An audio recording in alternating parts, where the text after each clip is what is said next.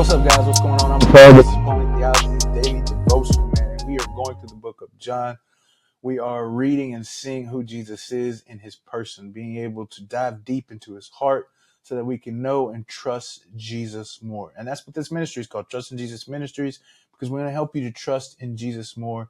And one way that we do that is by going through the book of the Bible each day, having a daily devotional, seeking to understand and know who Jesus is more intimately through his word, the way he has revealed himself to us, man. And so if you're here for that, man, I'm glad you're here. If you're here for some other reason, I hope that this will keep you engaged and a part of what we're doing here, because, man, there's no person better than Jesus.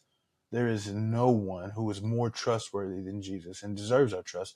And let me tell you why as we read through the scriptures. I'm just going to do what this book has been saying. It says just bring them to Jesus. And so that's what I'm going to do. I'm just going to bring you to the word and allow Jesus, his words, to speak for themselves.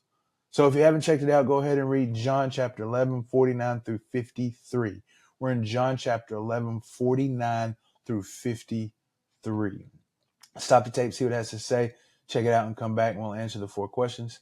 If you've already read it, then let's go ahead and dive in, man. What is going on in the scriptures? What's happening? Well, Jesus has done this miracle, this sign, which is raised Lazarus from the dead. The people are divided. Some believe, others tell the ruling elite, the high priest, about it. And then they come and they're wondering what's going to happen if this continues. If Jesus continues to do these things, then we're going to lose our place in the nation. We're not going to have the position that we are in. We're not going to be in the elite status that we have to be. Well, somebody speaks up out of them, and it's Caiaphas, and he's the high priest of that time, man. And he's like, hey, don't you know? He's like, hold on a second, man. Don't worry. He's like, man, don't you know that it is beneficial for one person to die so that the whole nation doesn't perish? He's like, so don't you know that this person here, Jesus, whom we're talking about, it's good for him to die so that we might all live? And then John kind of explains this, because he's like, he didn't say this of himself, because eerily it sounds similar to what we believe as Christians, even though that's not the way that Caiaphas was speaking about such things. He was talking about that if this guy dies, then we won't have to worry about his heretics, and that our nation will remain together. It will bring us together as a people. But that is not what God planned or intended in those words that Caiaphas spoke. He spoke on a higher plane, a better plane.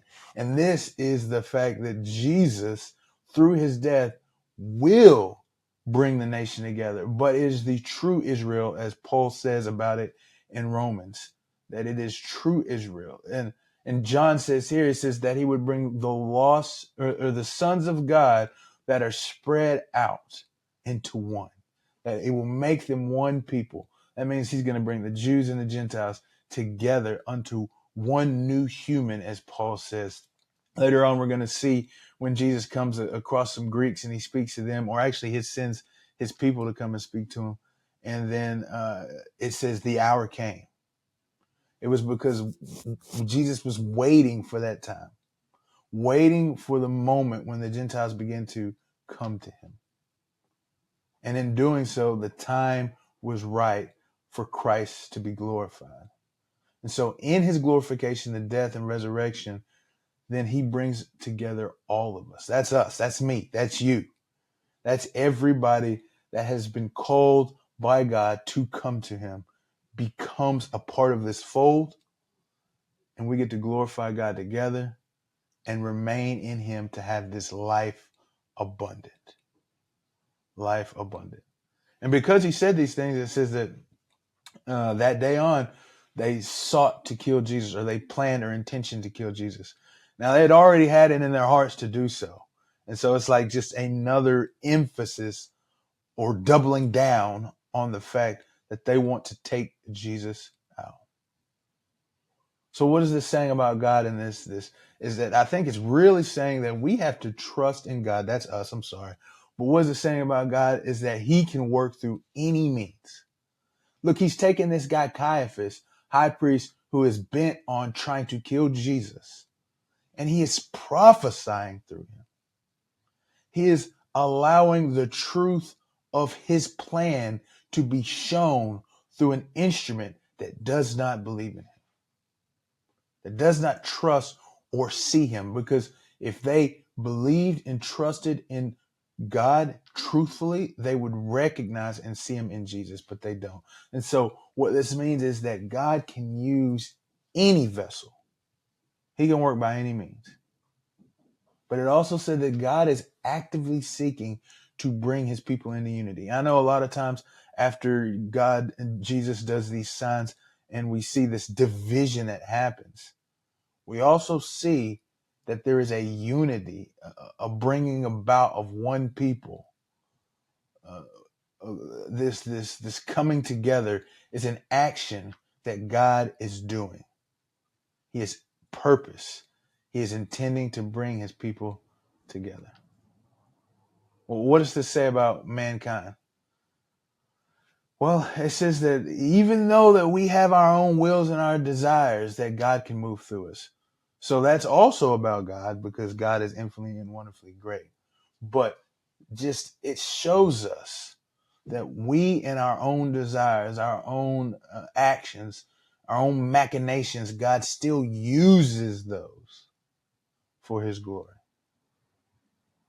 But also it shows us that we are loved by God. So not only are we instruments of God in the use that he could do all things through us, whatever he desires, but we're infinitely loved by him because it's showing that he's going to die. He is going to give his life so that we might come together, that we might be one, so that we can have a relationship with God.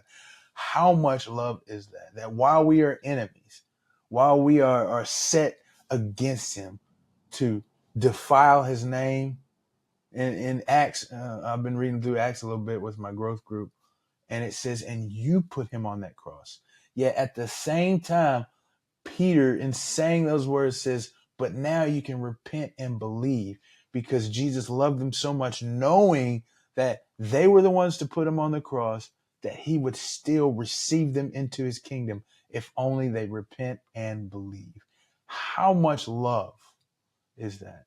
How much are we loved by God? So how do we apply these truths to our lives, man?